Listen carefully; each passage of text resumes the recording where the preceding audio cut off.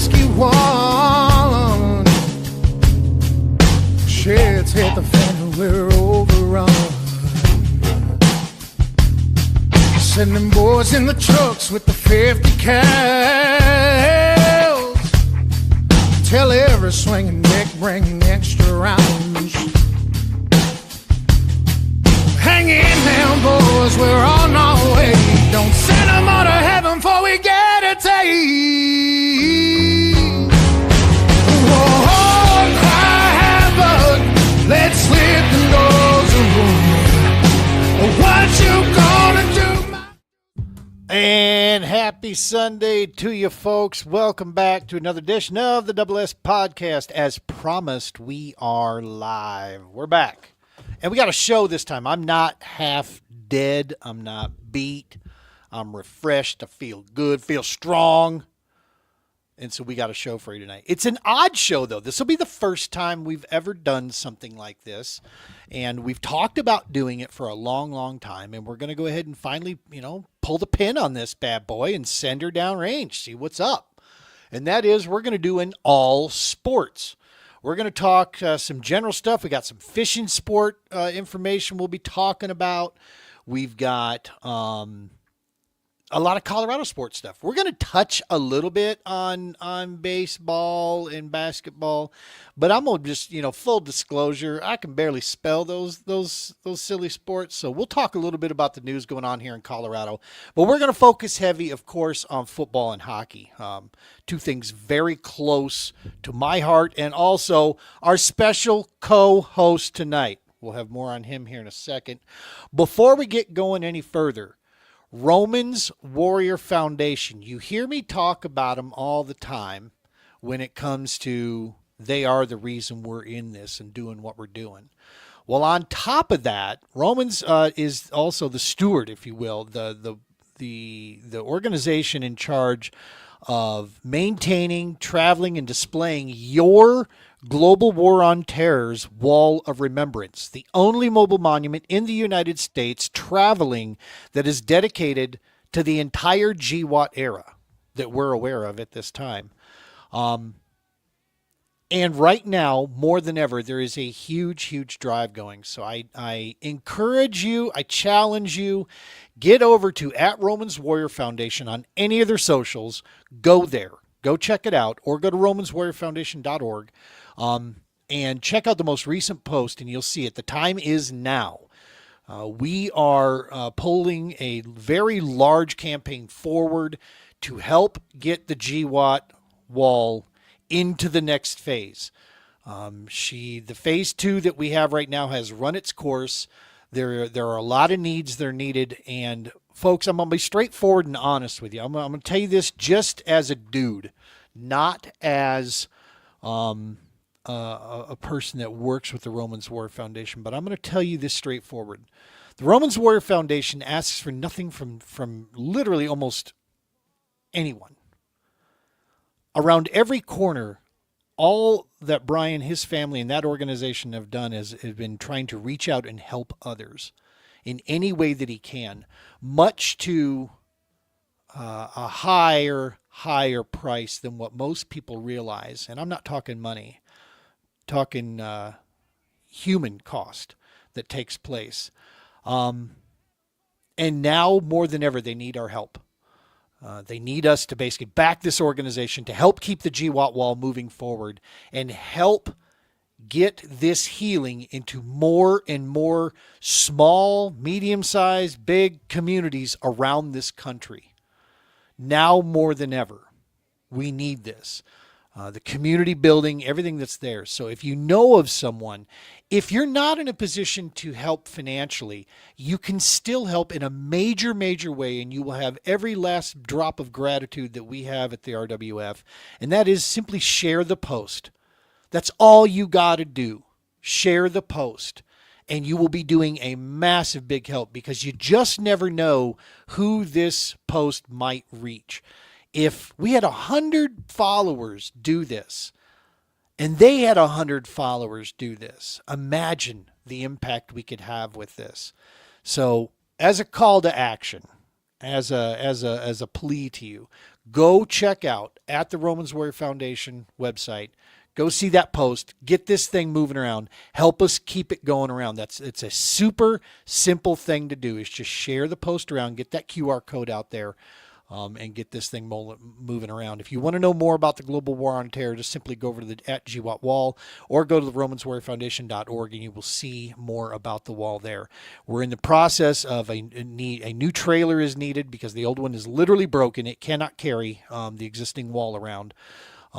We have an amazing event coming up at Osage Beach at Lake of the Ozarks in September. You can come out there and see the wall for yourself firsthand if you haven't seen it before. I encourage you to do so. It's a moving experience to see your memorial there running around. All right, let's go to the rest of this here. Let's keep this rolling down. We also the Double S podcast brought to you by the Heroes Media Group, Mr. Adam Bird. Our brother from another mother. We love us some Mr. Bird.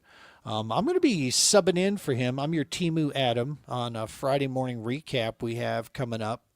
Basically in October, I think is when that's coming up. I'll have to double check calendar. But go check out the Heroes Media Group. There's a show every night, right? Sometimes multiple shows, same night. Something for everybody out there. Check out the great podcast, all the amazing podcast hosts. We're honored to be included amongst that group out there. And of course, our little series, the Patriot Borderland Kayak Series, our big final event of 2026 is coming up. We're going back to New Mexico where we started it all. It's going to be in October, going to be an absolute blast. I'm working with Anthony already. We're going to put together an event of events to close out the year in October. Ute Reservoir just showed out for the team tournament, man. We had some guys putting some 90-inch bags up. That's strong. I mean, that's looks like a ton of fun down there. So the lake was fishing well. Some good sized fish being caught down there as well. So it's going to be a good time. Go check us out at PBKS 2026. That's it right there. Okay, we're done. We've paid the bills. Let's talk sports. But before we do that, hold on. We're going to bring in our special guest. So this dude here, outstanding high school athlete, grew up his entire life with a dad that coached sports and took it to an unhealthy level of addiction. He's been around. He's seen the ins and outs from athlete to coaching. He's been around the conversations of multiple coaches going on at one time. So he's seen this kind of stuff. Then he decided, hold my beer, Dad, I'm going to take this one step further, and went off and played some collegiate hockey. So now he has that experience as well. And he just happens to be a sport nut with an affinity for digging into the topics here. And many times blows me out of the water with his knowledge and some of the things he picks up and his take on this stuff. We got him here tonight. Let's bring him into the show right now. Mr. Ryan, and that's right, with the last name of Campbell. Thank you. What's happening, dog? What's going on? So I said I was going to set you up with a bunch of accolades, like Yep. at one time he painted a water bottle for John Elway and wore Von Miller's glasses to a Halloween dance. No. Probably did that. Yeah, you probably did. Did we even know you needed glasses back then? Yeah, we found out after you couldn't see a bunny in the field, I think, is what the final conclusion was on that one. But oh, that's a story for a different episode, Ryan. We'll cover that later. Hey, man, appreciate you joining us here. We're gonna talk some stuff around here. You've been around fishing the same as me. Dude, you and I did the very first tournament ever that I ever fished. You and I did it together out of that Bayliner, right? When you were just a young man. We go out, we camp in a car, we take our Bayliner boat across the state, 2 hours or so to a deal. Do you remember sitting in that parking lot and we're in this little Bayliner 15-footer, right? It's just a bow rider that I have built, plywood on the front for a motor mount. We've got we've got a live well that's non-existent, basically. It's a big water tank that's sitting in the back of the boat. Do you remember looking out and around at all those bass boats that were in the field? All the bass trackers and Tritons and everything else. Yeah. Yeah. We were both sitting there with our little barely put together rig, and those guys had $60,000-$70,000 bass boats. At that, you were pretty young. Were you intimidated by looking at that at all, or did it not matter to you at that time? It didn't matter to me at that time. If I saw that now, I probably would be more intimidated than I was then for sure. I didn't know how much those bass boats were worth anyway. I kind of was like, oh, it's just a different style of boat than what we have. All right, cool. Like, Yeah. oh well.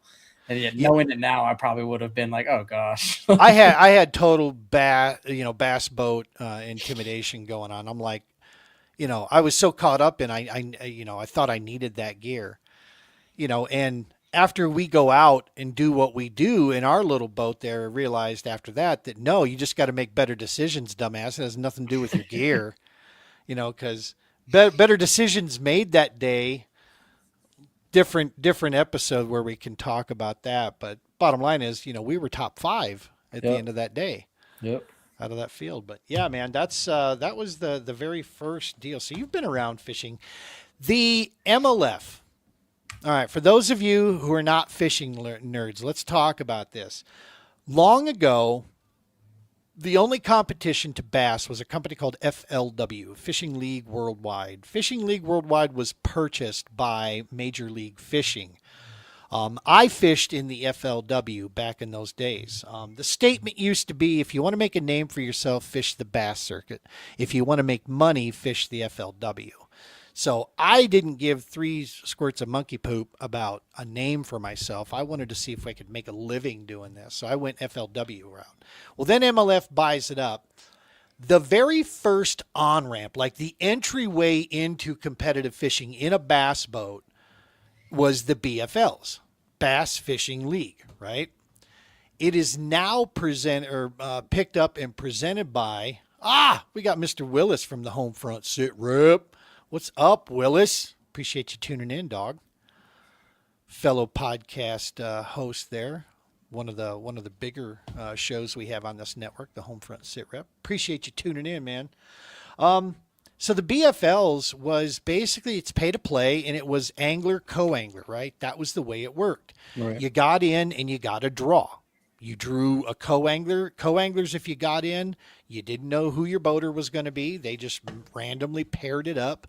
I don't know, but with some magic 8-ball or some stuff, and that's how they've figured it out. Well, there's been some major changes. Here's the irony, and I'm included in this. One of the issues we've had with the MLF over the course of the season, or over the course of its time here, is every year there's like a change that happens, right? Nothing stays the same. It's just they keep changing shit up at some format one way or another. Right. But this one, rarely have they ever done something at the lower entry levels. They always keep changing it at the elites, the Bass Pro Tour, Red Crest, that stuff. Now they're changing something up majorly on the Bass Fishing League side. There's always been, we're not going to get into this, but there's always been issues when it comes to the angler, co-angler. You're not fishing against each other, but the term getting backboated has always reigned true, is that the angler, the pro, is fishing against other anglers and pros. The co-anglers are only fishing against co-anglers. But when there's more investment of boat, gas, entry fee, everything from the angler, they put the boat, they position themselves so that they get first strike at the juice. You as a co-angler on the back got to deal with that. And you got to try to... Part of being a co-angler. Right? And I hated that. It drove me up a freaking wall. Yeah. And so I refused to fish that way when I was fishing the BFLs. I did the same as you and I did when we would go out.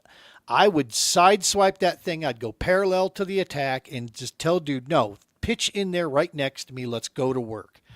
I'm proud to say that in my last 2 years there, I had co-anglers in the money a lot. I'm not proud to say that we were fishing the same thing and they were out fishing me. I was in a slump in a major way. That sucked. But I knew I was getting us around fish, right? I mean, that was for sure happening there.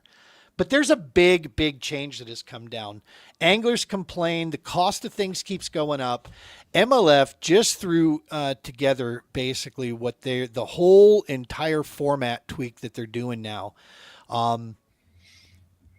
This whole deal that they're going to set up now is going to be set up so that you can go in and fish this as a team or fish it solo. No more co-anglers. The boater co-angler deal, gone. It's not in there anymore. Think, if you will, I mean, if you really look at this, we're talking about the Bass Fishing League presented by Phoenix Bass Boat. It's the grassroots entry-level circuit under the Major League Fishing umbrella, right? Low buy-in, local lakes, close to home. It's the on-ramp to a pro bass fishing career it has been for 46 years. Now, this thing runs through what used to be the FLW. Now, that was before MLF bought them, like I said before. But what you do is you win your way up through the BFLs, and you can climb your way into the Toyota Series, then on to Redcrest, if you do well at the Toyota Series, and eventually the BPT, Bass Pro Tour, which is basically the big leagues. So think about this is basically single A ball feeding the majors. Right? I mean, that's basically what it is. Right. This 2027 change, this is, I want to get to that one. This is the biggest deal that they set up here. Which, give me a second here. My page jumped on me here. What used to be the BFLs all competed for different regions, all competed for one big event called the All-American. That one All-American now becomes 5 regional ones. This brings title shots physically closer to more anglers. They get an opportunity to actually seize up, some of the bigger stuff out here. First place guarantees on some of these things. The payouts are being completely redone. Roughly, if you add in bonuses for the Phoenix Bass Boat bonus, 91% of all entry fees are going back to the anglers coming out of the BFLs. So, I mean, this is not just a format change. It's an economic switch that they're doing with this thing. If you win a regional team, basically, you go straight on to Redcrest, which is a $300,000 pool of money. And you get to move on to the Toyota Series Championship as well as an option. I mean, there's massive change in this. So now you can either go in with a buddy, split costs, split gas, split everything, go chase this, and equally both of you will have an opportunity to advance later if you win the big leagues. Right. Or you can fish it singly. That's huge. Now, it's not changing the cost of a $120,000 bass boat, but cost of ownership, when you got a buddy splitting gas, when the two of you commit in and you're splitting hotels and you're splitting food, and the entry fees have gone down considerably and changed around. This is big, right? I mean, this is a big move that gives some guys an opportunity. More importantly, what it also does is it takes away the co-angler game that turned away a lot of boaters. So if you fancy yourself a guy with an endless amount of money and you want to go dance this and fish it by yourself by your bass boat, and you don't want to give up your juice, to any co-anglers out there, well, go put your money where your mouth is. There's going to be 5 different regions out there that you can compete in the BFL. Go get some. And, you're good enough and you get the stars aligned up, you find your way right into the big leagues with a chance at a $120,000 boat you can win. Absolutely. So it's pretty big. Now, it's not kayak. No, not at all. This is MLF. This is BFLs. But there's something to be said here when you've got an organization such as these guys, which is one of the big ones, that are starting to change things down here for the little guy. That's what it catches my interest behind the scenes the most on this, is that they're listening to the consumers that are out here, not just the upper end, right? Not just the big sponsor stuff. So I like the idea. I can't wait to see what comes out of it. It seems like a pretty easy format to understand. Doesn't seem overly too confusing to me. Be curious to see. I mean, we don't have a bass boat anymore, so we're not going on the road. Don't worry about that. That's not happening. Unfortunately. All right. So let's move it on here. Let's talk our not favorite topic, basketball. I still remember how many people tried to get you to play basketball growing up, and you fought that tooth and nail. You were like, no. I did no. one practice. I learned how to do a pivot step, and it was while I had learned how to do a pivot step, and I watched everybody else around me not know how to do a pivot step at that point. I was like, I just don't. This isn't. There's no contact here. This isn't fun. I was not interested. That's what they wanted. They wanted that because you were tall. You were very big for a kid at your age there, and so they wanted you underneath the net, right? I mean, that's what they were looking for. What they wanted to turn you into a rebound monster. They tried to get me for wrestling too, and I refused that. So it was the outfit you didn't want to do in wrestling. Correct. Also, there's just like, I'm just good. I don't want to go through cutting weight and all that other stuff. That's some hardcore stuff right there. It is. So let's talk Nuggets, man. Denver Nuggets. Honestly, in full disclosure, neither one of us know a pile about these guys, but there was a big signing that came down. A 6-time All-Star just got picked up to add to, the core of the Nuggets is Joker and Murray. I mean, that's pretty much what people know. So now they're going to add DeRozan to the mix here. They're bringing in this guy. What's your opinion on it? Is there a real fit here, or is this just basically a 1-year rental swing that we're going to get this guy, get him in, get some points out of him, see if we can make a run for this season and go from there? I think it's a lot of looking for a run this year for sure. I know Jokic and the front office have been butting heads, or at least reportedly butting heads for the last 6 months, 6 to 12 months or so. They've been kind of not coming to agreement on some things. So contract-wise, and just kind of getting him some help. I mean, he's arguably one of the greatest that's in the league right now, in terms of just overall players. And a lot of people think that we should be just throwing the absolute kitchen sink, kind of like an LA Rams technique of where it's every year is our year and we need to be going for that mentality type thing. But in my opinion, that's hard to do as well when you win a championship and then fire your head coach that got you that championship as well. That's hard to do with replacements of that and so on. But it sends a hell of a message, doesn't it? It does. Yeah. But it'll be a good pickup for DeRozan to come in here, especially after losing Peyton Wilson to the Cavaliers recently. That was a big pickup for Cleveland there. So should be interesting to see. And I mean, he's a vet at the end of the day. He's been in the league for a long time, so he can bring a vet presence that, maybe some of our younger guys or soon to be, pickups may not have. So it's shaping up for good possibilities. But yeah, I definitely don't think he's going to be a 30 to 40 point game guy. Is this guy going to start? I mean, or is he like a closer? Does he bring in that from the bench? Does he bring in that scoring punch? What do you think? I honestly don't know right now with the Nuggets roster currently and the way that it sits. But if I had to take a guess and just kind of seeing what the front office would do with Kroenke kind of at the helm of everything, I would imagine that he's going to probably be a 6-man off the bench, at the end of the day. But we'll see.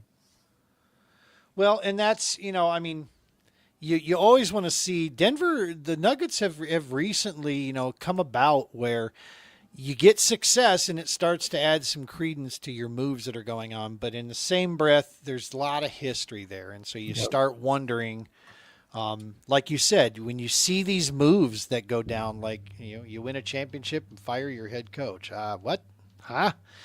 I never understood that in the moment of when it happened. I know a lot of diehard Nugget fans really agreed with the firing, and they were happy it went down. But just being a sports fan and the knowledge that I have of it, you just that completely just cuts off the head of the beast at that point. If you just get rid of your head coach, unless it was the rare case of where it was the players. But I don't think you're going to see that too many times nowadays with today's current day and age of sports. I was going to say, it's always a mix. It's always the union that creates something super special. It's never just the one guy.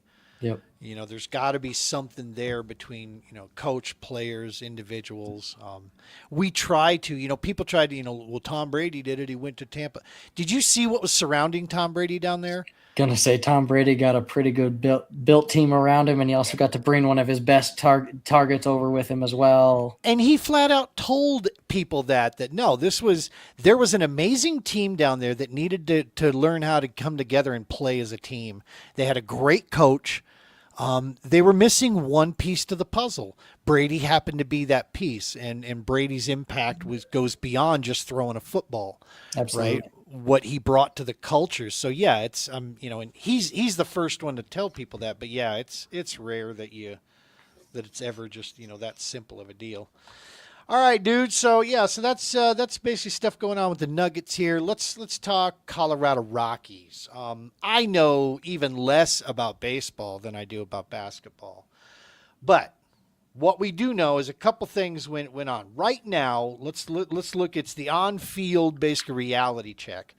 Last year, a historic, I think maybe the worst record ever recorded in 2025 in baseball history. I don't know. I believe it was 43 wins against 119 losses. Holy shit. So right now, this way, midway, or part of the way through the season, they're 33 and 52. So standing to reason, sounds like a better season so far. Still almost twice as many losses as wins. So I don't know if you can get excited about some of this, but try to find the diamond in the rough there. Is there real progress, or is this at this point just noise and we got to sit back and wait? Do you have any thoughts on that kind of stuff with them, or? I haven't been paying much attention to conversations or trades or anything much like that with the Rockies, but I have been seeing a lot of overall just there is some improvement there for sure. I mean, their young guys have started to take some big steps in terms of getting over some of their young humps and stuff like that, and getting through, being able to kind of get through the slumps of, what they ran into their rookie seasons, and even some of them 2-3 years into the league, they're kind of getting through that initially.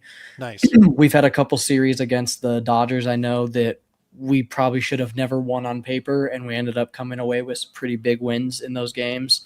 I don't know if that had to do with personal stuff that was going on in media, because there was, altercations between a couple of our guys and then the catcher for the Dodgers. So don't know if that had anything to do with it, but the Rockies showed up.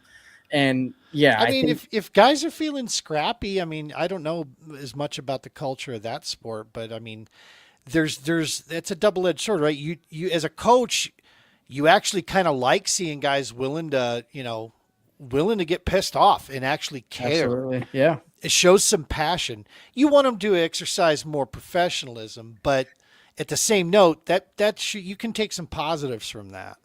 And I think the Rockies let it fuel them really well during those series for sure when they came across them. And in complete transparency, I don't even know if they ended up winning those series with the Dodgers. I know they won those games. There was about 2 games in specific that I'm thinking of that I know they won against them. But nice. Other than that, I mean, it's we'll be curious to see. I mean, at the end of the day, I think the new ownership or partial ownership of everything will end up playing a big key in kind of future success. And it at least gives us something to be excited about, because not for nothing, we were kind of in the same position with the Broncos up until, that same ownership group took over, and they've started to kind of bring some things together for us. Obviously, the ownership group isn't Sean Payton, but facilitates that for the team, at least to go get somebody, go whatever. At least we'll be able to hear out, the Rockies and, hey, what do you guys think you need to be better here? Or, what can we do to help out type in, and at least get that conversation rolling for them.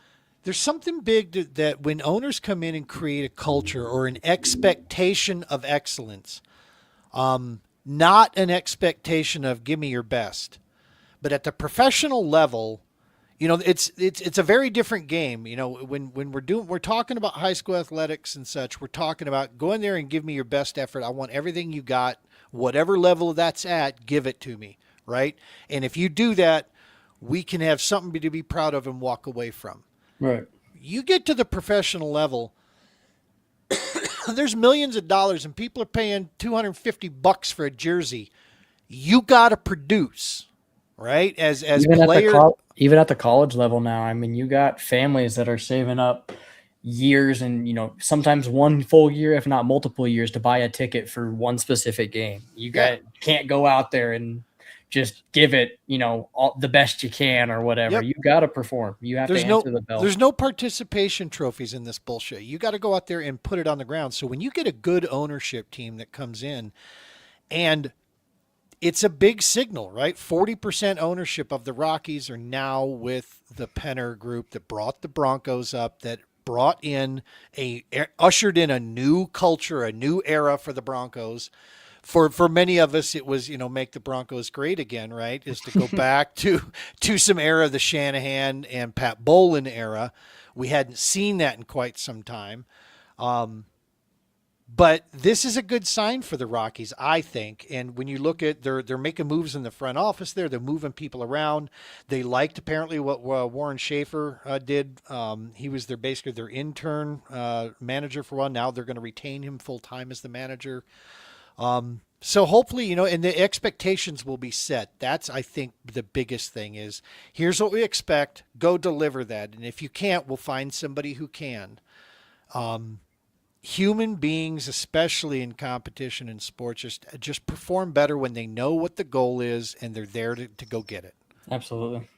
You think about it as an athlete. If a coach doesn't set clean expectations for you, it's very frustrating and you find yourself kind of roaming around out there not knowing. But when a coach can set, hey, this is all I need from you. You give me this and above, and that rocks. That's where you need to be. It energizes you, right? And so I think, yeah, this can't be a bad thing to have them in.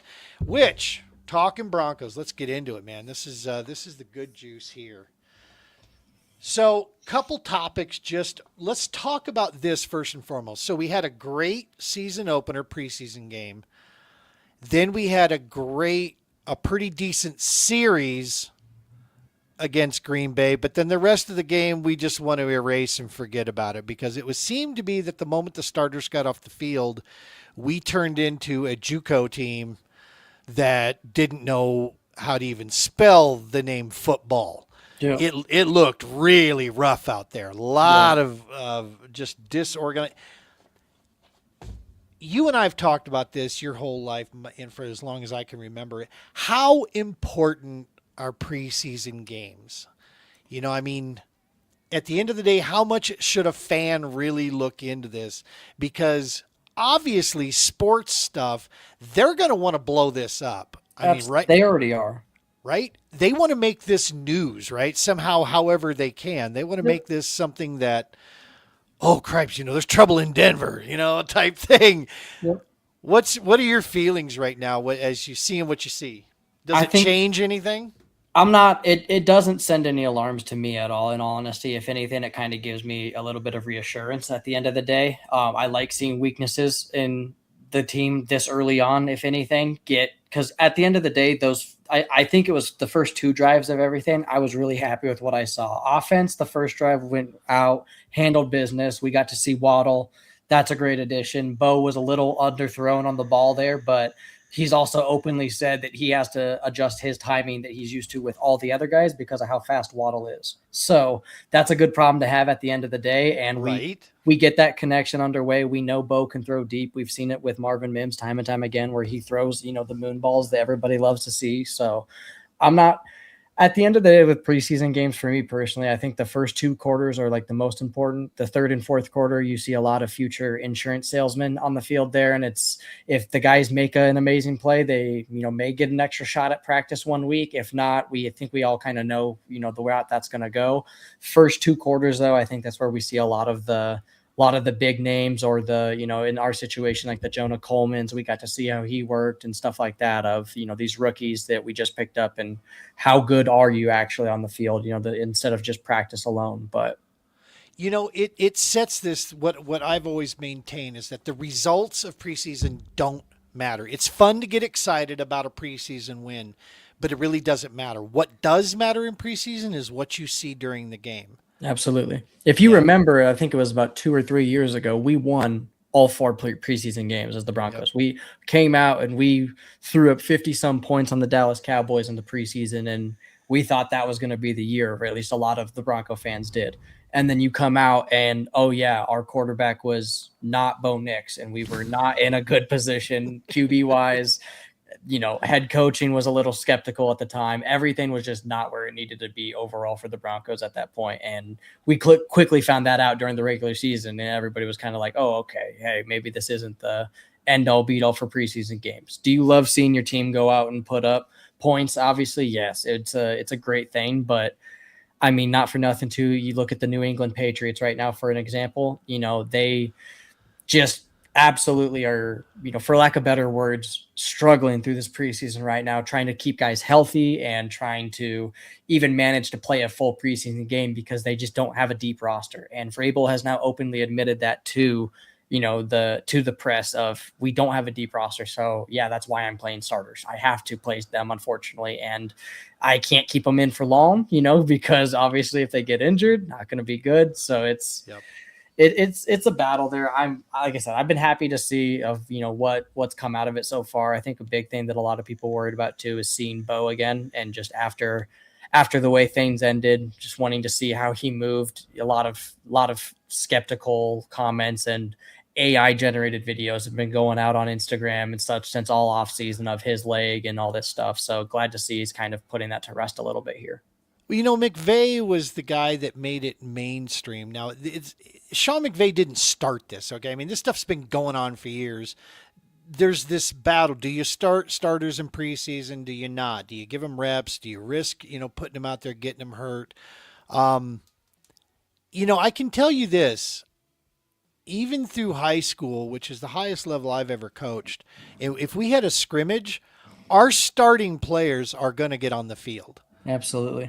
Right? I mean, you can only do so much in practice. You can only do so much in that. So me personally, I've never been a fan of this sitting my starters, but I've never managed multi-billion-dollar, organizations. I've never, managed talent the likes of, Todd Gurley, Aaron Donald, those kind of guys. So I understand McVay's deal with this. But I'm glad Sean Payton doesn't do that. I'm glad he wanted to at least get him out there for, get our starters out there for a series, get them working, make sure that they're ready to gear up for, get on the field, go against other starters, play the game, win their one-on-one battles. This is the thing that I don't think people appreciate. And you appreciate this because you've seen how much time goes into this. The amount of film that you can get just in a preseason game on a series of 2 or 3, series, you get a chance to see zoom in on and watch the one-on-one battles that's taking place there. And you can see where your guys are at, really, really well. And it gives you an idea. It tells a coach, should you have confidence in this position or do you need more depth there? You don't ever want to get in a position where Vrabel's coming straight out going, yeah, my second string guys are, freaking lighting their loafers, man. They're getting knocked all over the damn field. Yep.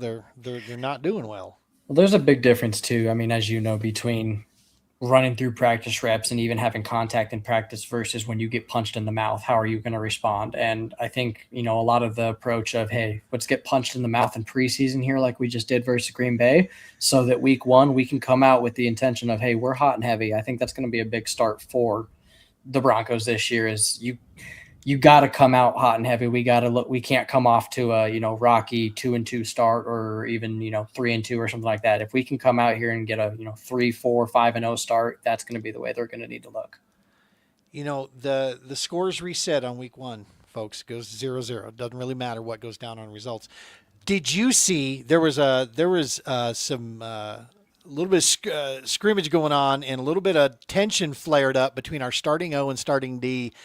I'll tell you what, as a fan, as a former coach, and as a just a human being, Bo Nix, his response to that has just won so much respect from old timers, new timers, rookies. When they asked him what was going on there between this and this, his response of, I loved it. I think it's great. I think it shows passion for all the way around. Need it. He's not talking a negative that, no, the guy, folks, if you've never played the game of football, you have no understanding just how violent that sport is. And like we were just talking, those one-on-one battles, man, when stuff goes on, well, when everybody's fighting for a chance, at a career, a lifetime here. And you're having those one-on-one battles for now at the tail end of 2 weeks every single day in 90 to 100-degree weather out here. These guys are, yeah, they're tired. They're upset a little bit, and tensions are going to flare, and not for nothing, too, with the Bo Nix side of things. We watched him, I think it was his rookie year, stare into Max Crosby's face and sit there and egg him on. So that is what he likes. That is his type of MO. And me personally, I love it. It fires me up. And Benito took it as well. Benito took it well as, good as well. And it was, I'm happy all around with it. Truly, no bad blood came from it. Sean Payton's response was good too. Max Crosby's own words. No, this dude's a dog. Is what he said about Bo Nix. He goes, make no mistake, this dude's a dog. Max Crosby says that about you. I mean, that dude's near borderline psychotic. All right. I was gonna say that homie, he's an animal. He is absolutely an animal. And when you've got his respect as a quarterback, that early on in your career too. Yeah, that should tell you something. Yeah, no, like I said, I loved seeing it. I think it fires everything up too. And if we can have that fire already lit going into week 1, I'm ecstatic for it. I'm going to be excited to see. I mean, I think a lot of Broncos country feels the same way, that we were one very unfortunate situation away from, being against the Seattle Seahawks there and going into a real battle that we could have walked away with. Who knows the way it would have panned out, but it would have been a battle. We know that. So yep. I think it's exciting. I think there's a lot of hope on the horizon for us as well. And I mean, I think media now is starting to wake up a little bit too, which is a good and bad thing, I think. You're seeing it on a lot of shows out there. They're talking like, they'll say, hey, we've been going around talking about all this stuff. Meanwhile, we're quietly missing one of the powerhouse, potential teams here that went to the AFC Championship year, and that's the Denver Broncos. They've got some stuff. They're doubling down. This is year 3 of the Peyton and Bo Nix era that we're going to see. How big of an impact? I love this move just because Peyton's not going to turn away total control. He's going to be involved in this. But Davis Webb calling the plays now as an offensive coordinator. He was in Nix's ear as the quarterback coach, was he not? He was Nix's quarterback coach this entire time. And a big reason on why Sean is letting him kind of get the reins here a little bit is because if you remember last year, Davis Webb was actually a top candidate for head coaching positions all across the league. He was getting interviewed actively as the season concluded for us. They wanted to pick him up. I think, if I remember correctly, Baltimore was one of the main ones that wanted to go get him. Yeah. The big thing that this allows here is Davis gets to stay with. He is a key contributor to Bo's success right now in his development. And I think Sean feels that same way. He's come out and said that now of, yes, this is why we've kept Davis here. If stuff hits the fan and, it doesn't go good, Sean already said that he's going to be real close to take back control of everything. But right. I'm excited for it. I think it's going to open up some deeper explosion. I think Davis probably has a better understanding, at least, of Bo's explosion ability and deep play there. So I think we'll see a little bit more there. I'm curious to see kind of what the mobility game looks like a little bit. Bo's big threat last year was being able to get out of the pocket and still deliver. We'll be curious to see if they still want to roll him out as much, given what kind of happened last year. Right. Well, and you got to think Webb had to be grinning ear to ear with the Waddle maneuver. I mean, absolutely. People gave up on Waddle down there in Miami. They just wanted to close the book on him. Tyreek Hill was the big name for the longest time. And then when Hill leaves, they've got people forgot about something, which is the fact that there was just quarterback turmoil. What does a wide receiver need? He needs a steady quarterback, man, to get the ball to him. If Waddle doesn't have that connection, the one thing I've been seeing is that Nix and Waddle seem to be connecting in, and, you got to consider even Waddle becomes even, I think, more senior in experience than even Sutton is to a degree. So I think the combination of those two guys, total different types of receivers. And then you got the Mims in there, and you got, Franklin as a possibility, for the receiving threat. To me, it adds a whole pile of good pressure. And as they start to gel, this I think could be huge through this. Absolutely. I mean, you have down in Miami, Waddle had another speedster to contest with in terms of his own wide receiver room there. There was only one other guy that opposing DBs really had to kind of worry about. Obviously, I don't want to downplay any of the other, Miami wide receivers there at that time, but production wise, it was only Waddle and Hill, kind of the main targets there. So it's, you get him now with a jump ball guy like Cortland Sutton, who's going to obviously, Cortland Sutton has an island on him at all times. He's going to draw that attention to him. And, you now add somebody who we can throw across the middle on you. We can throw him even on the opposite side. And then you have Troy Franklin, who's very speedy and quick, and Marvin Mims, who's starting to come out here a little bit more and show himself to, he had some really big plays for us last year with the big catch in Cincinnati to win that game. And, just real big moments. I'm excited to see our wide receiver room is, I think, a little bit more slept on than people probably realize, but that's okay. And I think these guys kind of thrive with that. It's okay to have all the attention being on just two there, just because we still have two more that can eat them up, and even our top two will still get it done. Dude, and you grew up in a defensive mindset, right? That was all I lived and breathed, was a defensive mindset. And how important is it when you're scheming against an offense and you got two receivers to deal with? It's one thing to say we got a receiver threat and then we got a running back, that we got to watch out for. When you got two receiver setups, I'm telling you, folks, the complexity of what it takes to scheme against that changes it entirely. It's beyond just something simple as, well, it's just another guy. No, you don't understand the way route packages work and the way that tree runs. If I've got two guys that can literally, not only are they catch threats, but they're yards after carry threats, man. And that's a big deal when you're trying to defend against that. This segs us in, man. This takes us right into what you and I have been extremely excited about, is the potential. Let's hope Peyton figures this out and he really exploits this. Our backfield. I got to be straightforward and honest. Dobbins is what Dobbins is, okay? And I'm not sold that this guy isn't Glass Joe. I'm not sold that 2-3 hits and after a 15 carry game, a 16 carry game, that he doesn't sit it out for joint problems. But it's the other guys in the backfield that I'm so freaking excited about, man. There's two other running backs that are coming down the pipe here that, quite frankly, I think are really hungry, and they want to knock Dobbins out of that starting position. They want to get recognized, and they have a give me the rock mentality that you don't see a lot in today's NFL. Talk to me about these two guys back there. One's returning from last year, and the new kid here. RJ Harvey, you heard me all last year when we used to watch the games at the house. I'm huge on that guy. I if I could buy stock on him, I'd be poor right now with everything into him.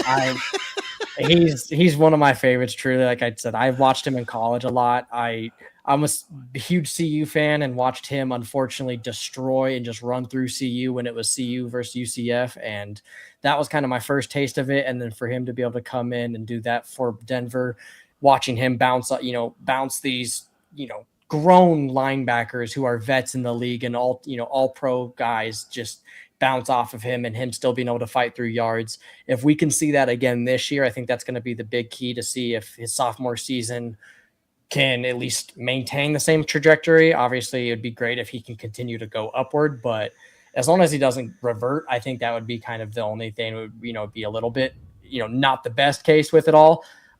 Jonah Coleman, Sean Payton, I think, feels the same way that we do about him. He's a dog, and I think we're gonna see this guy really start to flourish a little bit as long as we can get him and everybody the ability there. If obviously we have a 3-back set up right now, in all honesty, with 3 eligible guys that could go out there and get this job done. I think Coleman has some proving to do. We don't know if he could be that number 1 guy quite yet, but in terms of is he going to make the roster, I think we all know, and Sean hasn't even made up. He's making the roster. We know that. He played, I think, a drive and a half the other night, and then Sean said that he didn't need to see more of what he's been seeing for 3 weeks. Yeah. We wanted to get him off the field and keep him safe. So That tells you something when you got a rookie that's being protected around that. yeah. This could be that guy, that Peyton's been looking for in those special sets where he wants to mix things up. He becomes that it factor that you get the ball to him in the flats or you get it in the backfield, and dog, every time this dude touches the ball, he could be taking this thing to the house. He's that kind of back, I think, even as a rookie. I've seen the comparisons already. Obviously, it's way too early to tell, but I mean, there's been a lot of people who just off of going back and watching his Washington film alone of when he was playing there that, if he carries it in the NFL, Sean may have found his Alvin Kamara for Denver here. That Right. that truly is what a lot of people are saying of just, Except just a the way little he bit plays. beefier. Oh, a lot. Kamara would put his head down a little bit, but I think Coleman is going to be a lot more willing to just absolutely run over whoever he needs to and kind of get in the open space. I was going to say, I want you to take these stats into effect. 5'8", 5'8" at 225 pounds, and I'll bet you almost non-measurable fat on this man's body. He is a brick running at you at a pretty good clip, and he has bad intentions. The thing that I like about the film that I've seen on him and Harvey to this degree, they want to punish tacklers. Yeah. And that is a key that I don't think Dobbins has anymore. I think Dobbins has got skill, and I think he moves. I think he has great vision. And if he's healthy, I think he's got slippery hips and he can make things happen. But I like the style of Harvey and Coleman and the fact that they want to punish you to try to tackle them. They have those type of intentions, and almost every time you hit one of these guys and take them down, they end up with their helmet facing the end zone. Yep. Those two key fundamental things to me is, I think, what game changers are. Absolutely. I mean, especially with both of them, Coleman especially. I mean, he had his little documentary from the draft process there, but he's been an underdog his entire career, even coming from high school and into college and now into the NFL. He has been definition underdog, and that, unfortunately for other teams, is a huge factor to him. He was even a little upset with Denver that we didn't pick him up as early as we did. He said that, but now that he is a part of it, like he said, he's beyond blessed to be here, and he's ready to punish 31 other teams for, not taking that opportunity on him, which, hearing that, from a rookie, running back there, that's exciting to hear. And I mean, regarding him being 5'8" and 225, low man wins in football. So if you're 5'8" and that size, it's real tough for your, 6'2", cornerbacks or strong safeties coming downhill. You're going to need to get real low on this guy because he's going to be on the ground. And you better be ready and okay with getting bruises, man, when you touch this dude, because he's coming at you. He sees you come. If he's got you in his vision, he's going to lower a shoulder into you every time. Yep. And he's going to test your minerals and see if you can. I mean, that's just not something you see a lot in today's age of football. There's, it's a different era that we've ushered in. And so it's good to see these guys that are willing to play the game, in my opinion, the way it was meant to be played, which is, hey man, I got ultimate respect for you, but yeah, dog, I'm here to make your life miserable for the next 4 quarters. Yep. And at the end of it, we can go get a beer and we can talk and we're cool. But between now and then, it's going to just be that. And that's the way I play the game. Yeah, I mean, you want the type of running backs out there that, they'll be okay with you tackling them in the first and second quarter, sure. But by the time the third and fourth quarter rolls around, you're not going to want to or be able to tackle them anymore physically. And that's the type of stuff that I guarantee you Sean Payton's loving every minute of, and even our guys got to be loving it as well. And not for nothing, too, coming from kind of going back a little bit, we have an amazing O-line this year, one of the top O-lines. We have 2 of the top 10 offensive linemen in the entire league right now, of Garrett Bowles and Quinn Myers. Apologies. But that alone with the run game is going to be just, signed textbook. That couldn't get any better there. And then now with the recent addition, we've recently gone out and picked up Bill's safety, Taylor. I believe it was Taylor Rapp. I saw that. That's exciting. That's a fill-in guy, man. I'm curious to see how it's going to be worked in with him and Brandon Jones and Hufunga and kind of the package setups that they get there. But at the end of the day, he is a certified ball. I mean, we know he can ball. We've seen it time and time again. Unfortunately, he used to be punishing us for many years. So now that he's kind of on our side, I'm very thankful to see it. Yeah. Yeah. No, and this just more weapons in the tank. The coaching staff has to be excited. We didn't make any big moves, right? But what we did was I think take success from last year and let's fill in some blanks.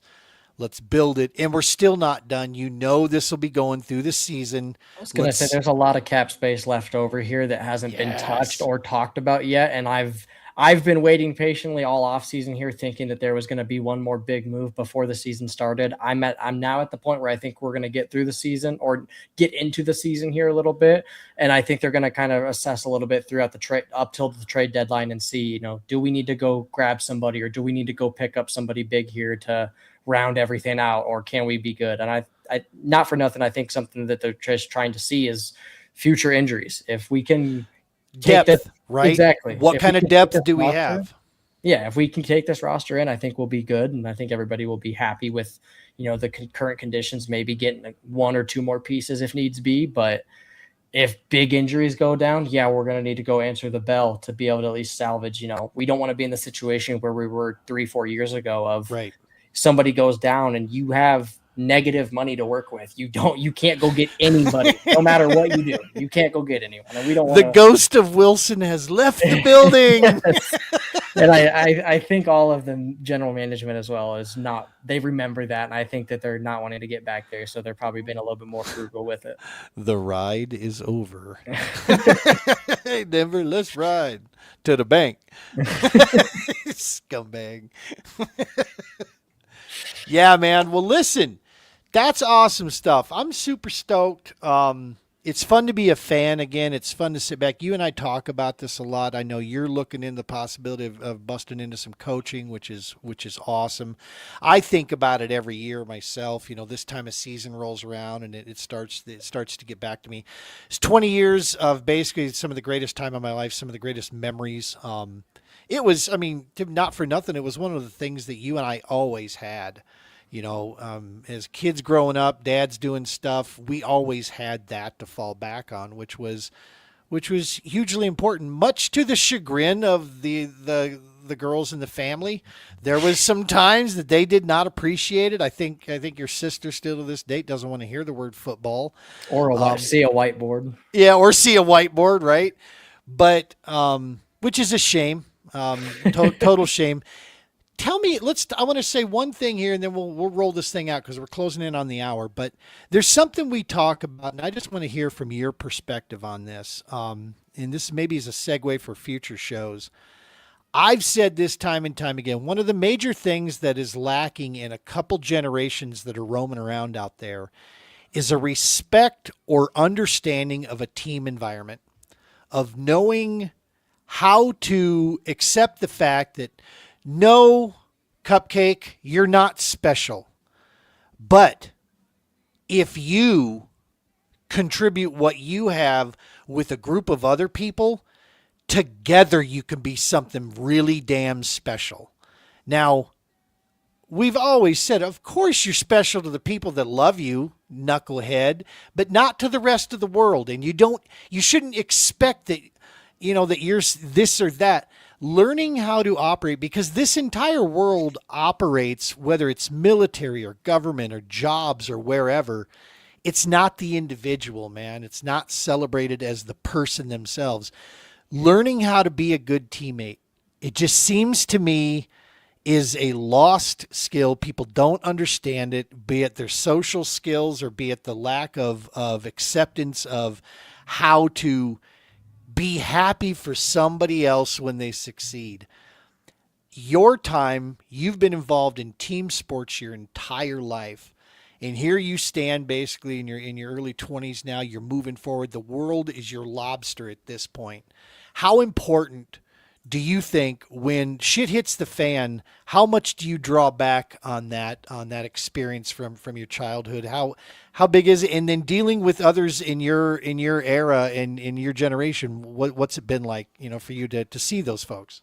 It's I draw back to it 100% of the time, even before, shit hits the fan. It's a lot of the time, even in the working environment, especially, is where I kind of notice it a lot. The ability to understand that, like, hey, somebody needs help, and if you helping that person will overall help me in return, because us both working at a better efficiency will help everything out, type thing. A lot of people don't really understand that and just Yeah. kind of, want to be all for them type thing, which I think we could be here all night long talking about the reasons that led up to that for, all of everything. But Right.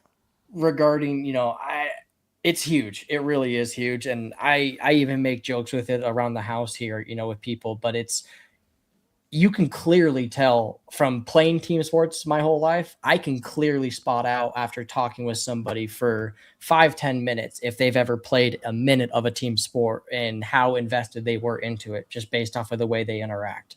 Or Yeah. if, I mean, it could be as simple as, the willingness to help out, or just certain things that people say.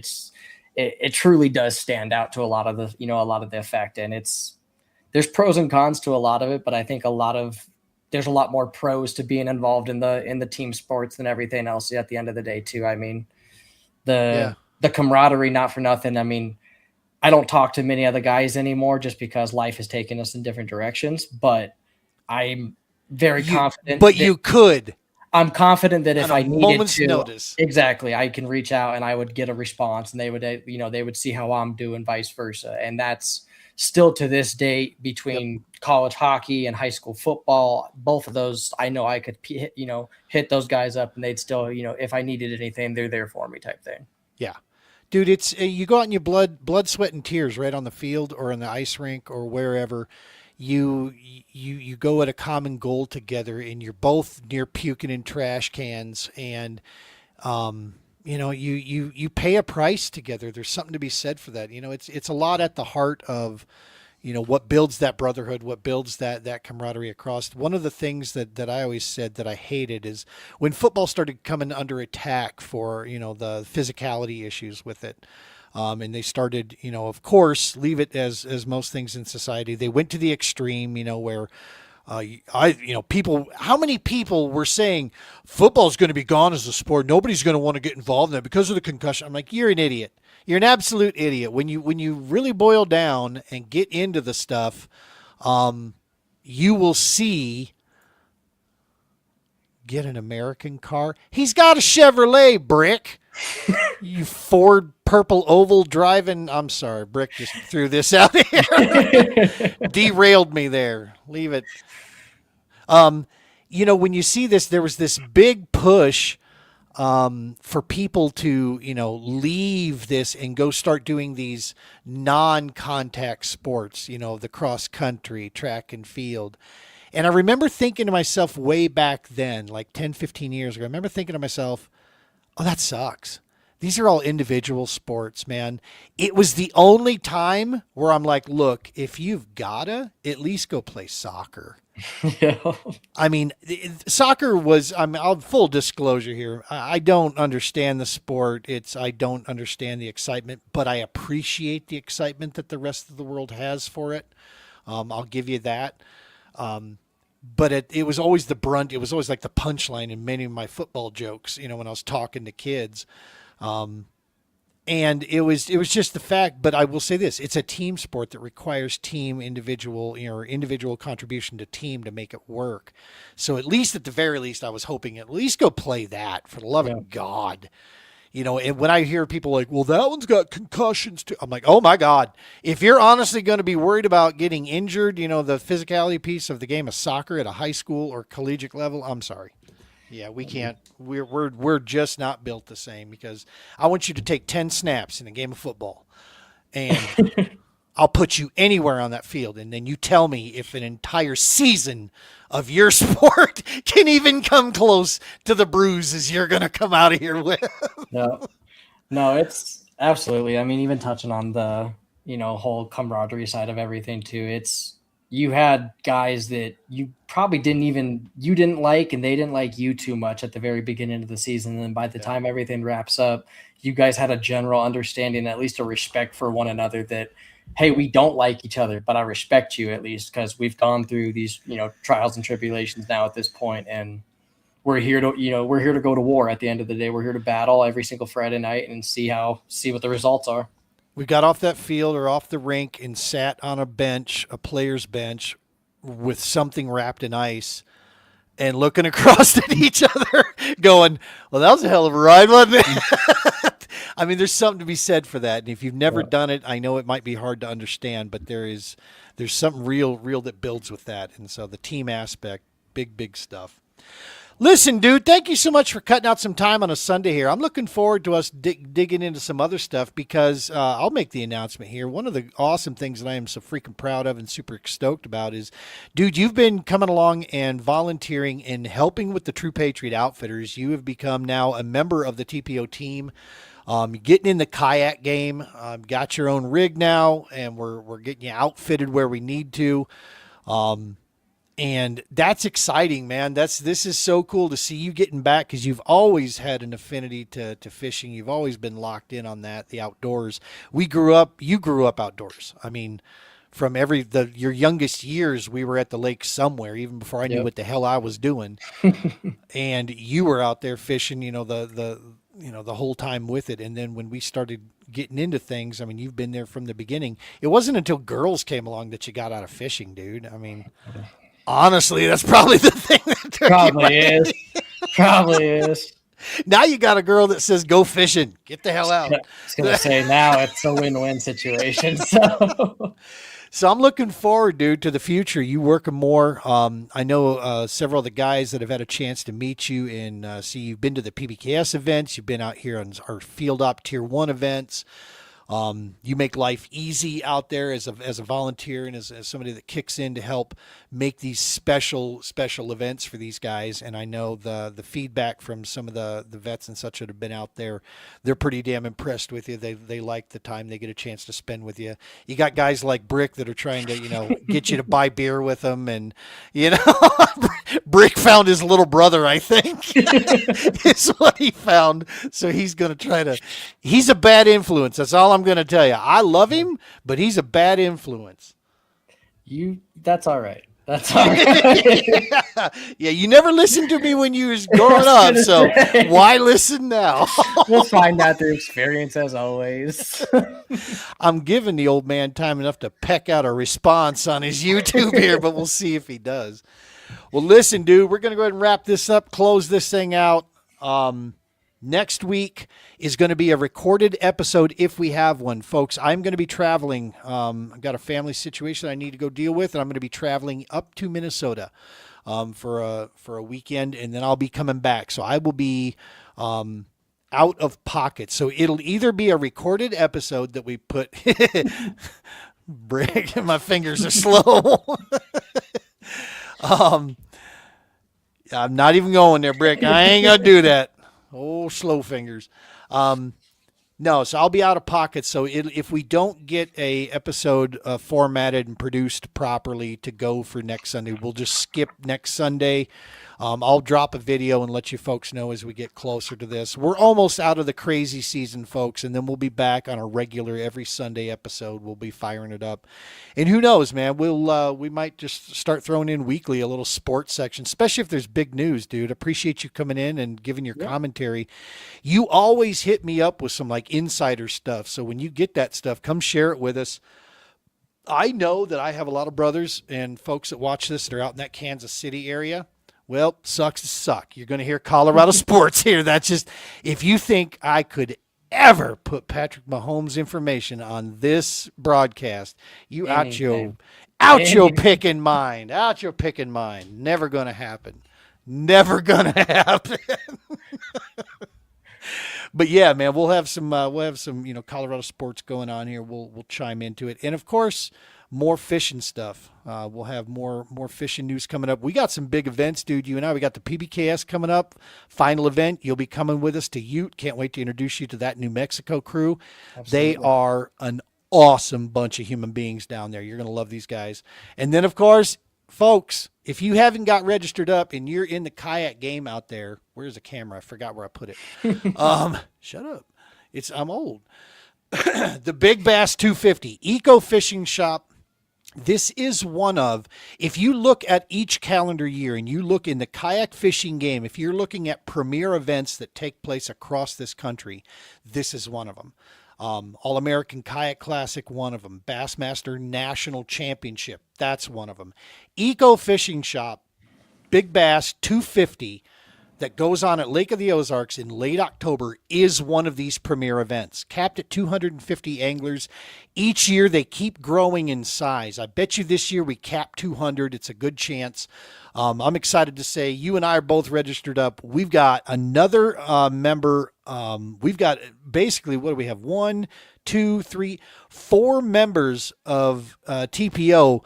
We're heading down there, including myself. That makes 5. We're heading to Lake of the Ozarks. We got an Airbnb that we're lined up on. We're going to have us a time down there. We're going to get down there Wednesday. We'll have Thursday, Friday to pre-fish this thing, play around down in Ozark country. Can't wait to share this. A lot of these guys, 3 of the guys going down there, they've never been to Ozark country. So this is going to be super cool to take in the scenery. From Andy's Custard down there, dog, we got to at least hit that up. Bandana's Barbecue. Anybody who's in that neck of the woods knows what I'm talking about. And I know we could probably get some comments on some good other places down there. Plus, there is a restaurant we're going to hit. I'm not going to talk about the name of it, but we're going to go hit it about the halfway mark of Lake of the Ozarks. Just look around there, and you'll find the place that we're definitely going to check out. But yeah, it's going to be a good time. Travis, Jonathan, the owners of Eco, they put on one hell of a show. Can't wait to get down there. We're going to have fun. Super excited. Heck yeah. All right, dude. Peace, love, and hair grease. You take off. You have yourself a good night. Folks, you've heard me say this a bajillion times in the past 6 years. Appreciate you for everything you do for us to keep us on the air and keep things moving here. Heroes Media Group, all the family out there. You guys, thank you so very much. If you find it in your heart, share the broadcast on whatever channel you're watching it on. Let people know about us.